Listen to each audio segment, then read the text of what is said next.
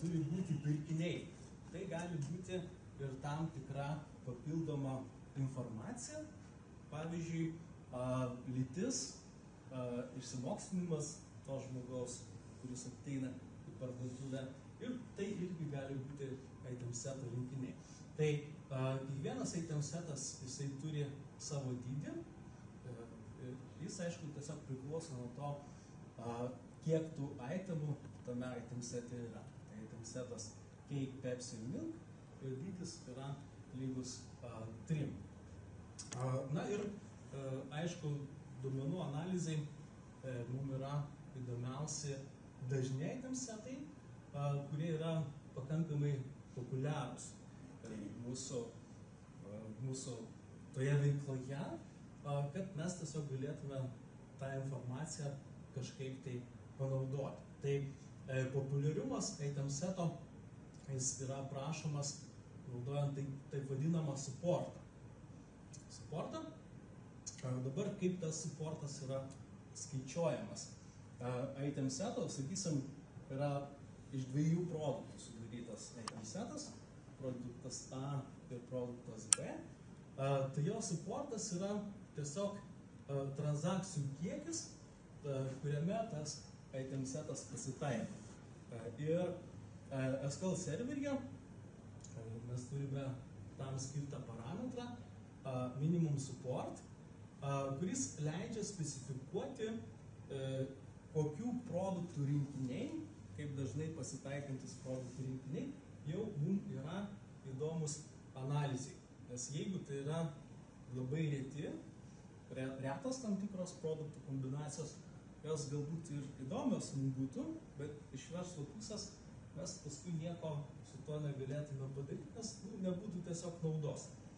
Mums vis tiek domina dažnai pasitaikantis dalykai, tai tą algoritmo parametruose mes galim tiesiog nurodyti tam tikrų skaičių, ar tai bus absoliutus skaičiai, galime mes tiesiog procentą nurodyti, kiek procentų transakcijų tie produktų rinkiniai pas mus turi pasitaikyti. Tai jeigu mes nurodom tą skaičių mažiau negu vienetą, serveris supranta, kad yra tiesiog tam tikras procentas. Tai mes tokiu labai paprastu būdu, serveris tiksliau, jisai paskaičiuoja supportą. Tai yra pirmas skaičius, kurį panaudoja algoritmas.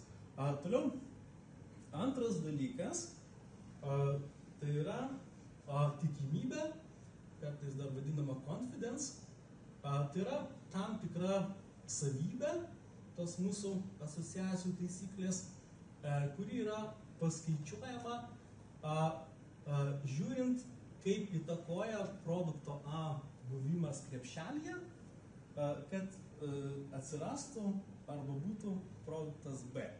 Tai ta taisyklė yra pakankamai paprasta.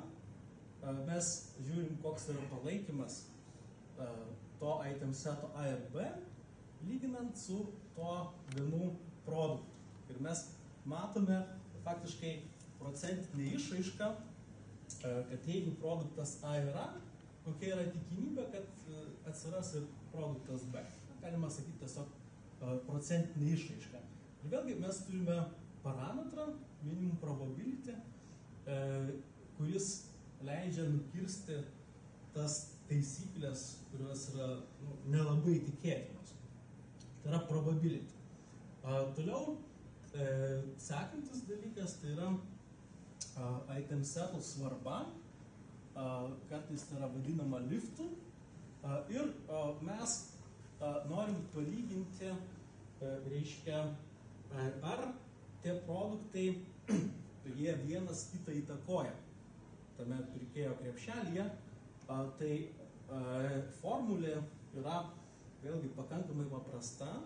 Mes žiūrim, kokia yra tikimybė item seto A ir B, tarkim, 2 produktų, ir ta tikimybė yra padalinama iš tikimybės kiekvieno produkto